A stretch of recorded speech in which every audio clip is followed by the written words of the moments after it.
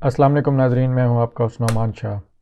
ناظرین، یہ میری پچھلی ویڈیو کا پارٹ 2 ہے جس میں ہم بات کر رہے تھے کہ مسلمانوں کا اتحاد امت، ون یونٹ، مرکزی حکومت، خلافت کو کیسے بحال کیا جا سکتا ہے کرنٹ ورلڈ آرڈر کے تحت۔ پچھلی ویڈیو میں ہم نے تشخیص دیکھی تھی کہ کرنٹ ورلڈ آرڈر ہے کیا، ہم کیسے قوانین کے اندر جکڑے ہوئے ہیں۔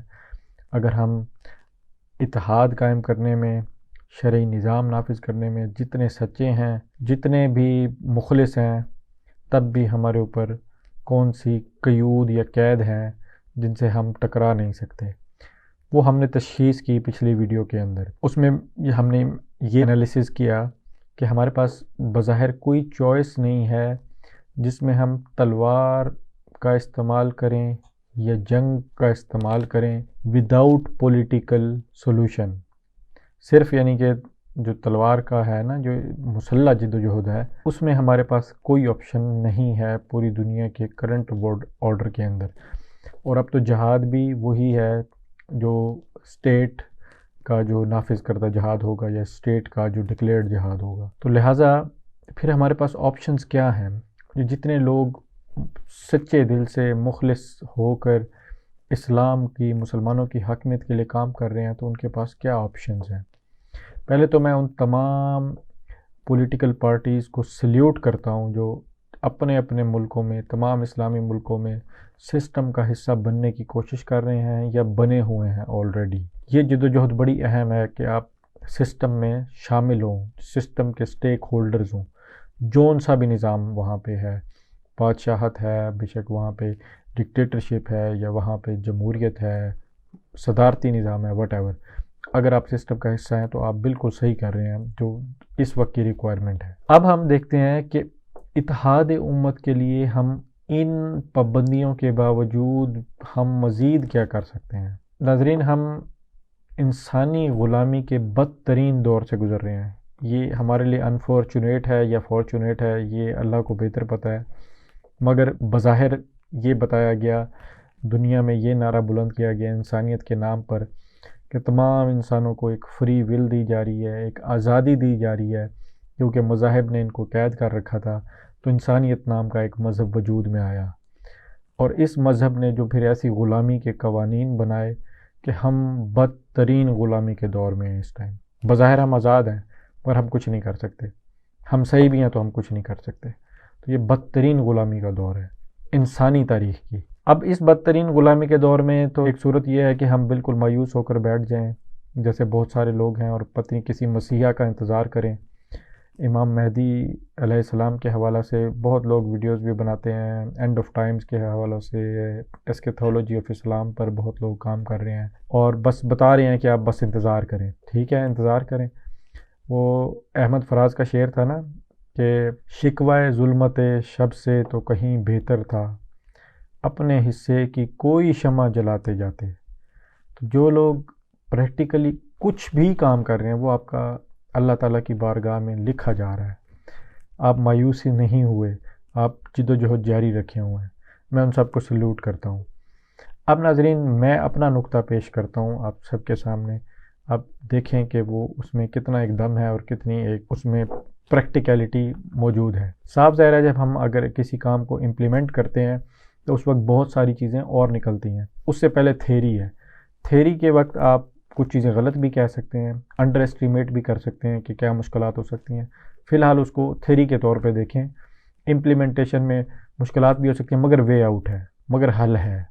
میں وے آؤٹ کی بات کر رہا ہوں، ہم اس موجودہ صورت میں کیسے باہر نکل سکتے ہیں ان قوانین کی قید سے، وہ میں آپ کو بتانے جا رہا ہوں۔ ایک ہی صورت ممکن نظر آتی ہے، وہ یہ ہے کہ جس طرح یونائٹڈ نیشنز آرگنائزیشنز ہیں، دنیا کی جو قومی ریاستوں کی ایک تنظیم ہے یا ورلڈ آرڈر ہے، اس کے اندر جا کے ہم یونائٹڈ اسٹیٹس آف اسلام بنا دیں کوئی، یعنی کہ مسلمان ممالک کی ایک اسی طرز کی یونائٹڈ نیشنز بن جائے۔ اس میں OIC تو سب جانتے ہیں ہے، مگر وہ اس طرز کی نہیں ہے کہ جس کے قانون میں اور جس کا آئین ہو، جس کی حیثیت ایک سینٹرل گورنمنٹ کی، وہ اس طرز کی نہیں ہے۔ اس پہ میں نے پہلے ویڈیو بنائی ہے، وہ ضرور دیکھیے گا۔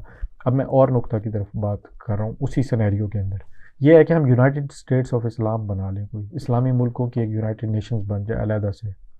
پھر ہم جو یہ کرنٹ یونائٹڈ نیشنز ہے اس سے ہم اگر خارج ہو جائیں، اس کے مقابل اپنے قوانین کھڑے کر دیں، اپنا نظام کھڑا کر دیں، تو ایک ہی صورت ہے پھر ہم اس چنگل سے باہر نکل سکتے ہیں اور اتحاد کی عملی صورت پہ جا سکتے ہیں۔ مگر وہ ہوگا کیسے؟ او آئی سی کیوں نہیں پاورفل؟ اس کی وجہ بھی یہی نقطہ ہے جو میں بیان کرنے جا رہا ہوں۔ ان ساری وجوہات کے پیچھے سعودی عرب کی جو حکومت ہے، آل سعود ہیں، ان کا بڑا اہم کردار ہے، کیونکہ وہ نہ خود کو خلیفہ ڈکلیئر کرتے ہیں، نہ خود خلافت کا اعلان کرتے ہیں، نہ کسی کو کرنے دیتے ہیں، اور کوئی کر بھی نہیں سکتا۔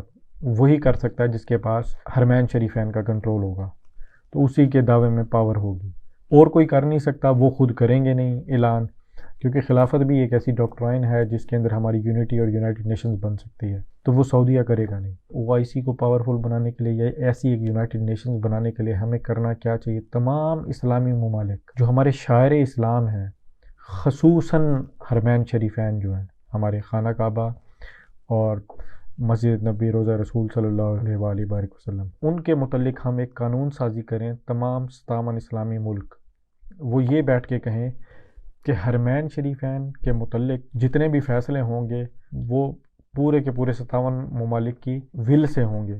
او آئی سی میں یا جو بھی ہم سیٹ اپ بناتے ہیں اس کے اندر ایک بل آئے، ہر فیصلہ اس کی توسیع کے حوالہ سے اس کے متعلق عینی قانون سازی جو کرتے ہیں وہ سعودیہ کی ملکیت نہیں ہے۔ حرمین شریفین جغرافیکلی یا ٹیریٹریلی جو سعودیہ کے اندر ضرور آتے ہیں، مگر ان کا تعلق پوری امت کے ساتھ ہے۔ حرمین شریفین کا کنٹرول، حرمین شریفین کا فیصلہ، حرمین شریفین میں امام کون ہوگا، حرمین شریفین میں خادم الحرمین شریفین صرف سعودیہ والے نہیں ہوں گے، یہ پورا ایک علیحدہ سے ایک آئین اور ایک قانون ہو، اور جس پہ پورے 57 اسلامی ممالک کے سربراہان کے سائن ہوں، اس کے ہر فیصلے ان 57 ممالک کے سربراہان کی ووٹنگ سے ہوں۔ آل سعود کی ہم نے کنٹرول سے حرمین شریفین نکال لیا پولیٹیکلی، ان کی پاور ڈیفیوز ہو جائے گی، یعنی وہ برابر آ کے کھڑے ہوں گے دوسرے تمام ممالک کے۔ اس ٹائم دوسرے تمام ممالک کے جتنے مرضی تحفظات ہوں وہ حرمین شریفین کے ادب میں، محبت میں آل سعود کے آگے جھک جاتے ہیں، تمام اسلامی ممالک کے سربراہان۔ اور ان کے پاس جو پاور تیل کی نہیں ہے، یہ بہت غلط لوگ سمجھتے ہیں کہ ان کو تیل کی پاور ہے، تیل تو اور بہت سارے ملکوں میں، عرب ملکوں میں، صرف حرمین شریفین۔ حرمین شریفین کا کنٹرول اگر آل سعود سے لے کے 57 اسلامی ممالک کو دے دیا جائے پولیٹیکلی اور ڈیموکریٹیکلی، یعنی کہ سب کی ول اس میں شامل ہو، سب کا ووٹ اس میں کاؤنٹ ہو حرمین شریفین کے متعلق۔ آج دیکھیں حج اور عمرہ بند ہے نا کووڈ کی وجہ سے، فیصلہ کس نے لیا ہے؟ آل سعود نے، سعودی حکومت نے۔ وہ کیا ایس او پیز لاتے ہیں، کب کھولتے ہیں کب نہیں، وہ ان کی ذاتی فیصلہ ہے۔ حالانکہ حج، عمرہ اور حرمین شریفین کا ٹوٹل کنٹرول پوری امت کے پاس ہونا چاہیے۔ اور یہ میں نئی بات نہیں کہہ رہا آپ کو، یہ 1400 سال پریکٹس ہوا ہے۔ خلیفہ وقت بے شک استنبول میں بیٹھتا تھا، اوٹومن امپائر کا خلیفہ بھی، وہ عرب کے علماء کو بھی لیٹر لکھتا تھا کہ حرمین شریفین میں ہم یہ کرنے جا رہے ہیں۔ مشاورت پوری امت سے لی جاتی تھی، تبھی تو وہ کامیاب تھے، تبھی تو خلافت قائم تھی۔ اپنے من مانی کے فیصلے نہیں کرتے تھے آل سعود کی طرح۔ آل سعود کی پاور کو ڈیفیوز کیا جائے، اس کا ایک ہی طریقہ ہے کہ حرمین شریفین کا کنٹرول ان سے لیا جائے، پولیٹیکلی، ڈیموکریٹیکلی۔ او آئی سی میں وہاں پہ یہ گزارشات رکھی جائیں اور تمام ممالک اس پہ متفق ہوں کہ سب کا ایکولی حق ہے حرم کے متعلق فیصلہ کرنے کا۔ وہاں حج بند کرنا ہے، نہیں بند کرنا ہے، ایس او پی کیا ہوں گے، سب پوری امت کا فیصلہ ہونا چاہیے، پورے 57 اسلامی ممالک کا۔ جب یہ سینیریو ہم کریٹ کر لیں گے آل سعود کی پاور ختم ہو جائے گی، بالکل ختم ہو جائے گی۔ آل سعود کی جس دن پاور ختم ہو گئی اس دن یونٹی قائم ہو گئی، اس دن اتحاد امت قائم ہو جائے گا، اس دن او آئی سی پاورفل ہو جائے گی، اس دن یونائٹڈ نیشنز آف اسلام قائم ہو جائے گی۔ پھر ہم اپنی مرضی کے تمام قوانین اس پلیٹ فارم سے انٹروڈیوس کرا سکتے ہیں ایکولی تمام اسلامی ممالک کے اندر۔ دیکھیں جب حرم شریف جہاں سے پورا اسلام ہم تک پہنچا ہے، جو اسلام کا سینٹر ہے، جب اس کا کنٹرول ایکولی 57 ملکوں کو دیا جائے گا تو اس پلیٹ فارم سے کوئی بھی آپ قانون پاس کریں گے اسلام کے نام پہ، تمام ممالک اس کو بخوشی قبول کریں گے۔ اس ٹائم تمام ممالک ایک سائڈ پہ کھڑے ہیں، آل سعود ایک سائڈ پہ کھڑے ہیں۔ آل سعود اپنا فیصلے کچھ شرعی فیصلہ بنا کے پیش کرتے ہیں کیونکہ ان کے پاس حرمین شریفین ہے، باقی تمام ممالک آل سعود کی نفرت میں اس فیصلہ کو قبول نہیں کرتے اور نقصان اسلام کو ہو رہا ہے، نقصان امت کا ہو رہا ہے۔ کسی طرح حرمین شریفین کو سینٹرلائزڈ کیا جائے۔ اس پہ میں نے ایک پہلے بھی ویڈیو بنائی تھی اتحاد امت کی، اس میں نے یہ ایک تجویز دی تھی کہ امام کعبہ کا بھی ایک پورا سکول ہونا چاہیے، ایک پورا آفس ہونا چاہیے جہاں سے اس کی سلیکشن ہو، اس کا کرائٹیریا ہو، 57 ملکوں کی طرف سے نومینیشنز جائیں۔ یونٹی کی یہ عملی صورتیں ہیں، یہ لازمی کریں، اور یہ OIC تبھی پاورفل ہوگی، یونائٹڈ نیشنز آف اسلام تبھی بنے گا۔ آپ سوچیں حرمین شریفین میں جو خطبہ ہو 57 ملکوں کی اپروول سے ہو کہ وہاں کیا تقریر ہونی ہے، حج پہ کیا تقریر ہونی ہے، آپ دیکھیں کہ کتنی امت کے اندر پاور آ جائے گی صرف اس ایک کام کرنے کی وجہ سے۔ اور آل سعود جو بھی سازشیں کرتے ہیں یا وٹ ایور جو جن کے لیے وہ کر رہے ہیں، ان کے پلے کچھ نہیں رہے گا، پوری کی پوری امت ایکولی ان کے ساتھ برتاؤ کیا جائے گا اس معاملہ کے اندر۔ ناظرین آپ اس پر غور کریں، یہ دیکھیں کہ یہ نکات بڑے اہم ہیں، اور پولیٹیکل جد و جہد کو جاری رکھیں۔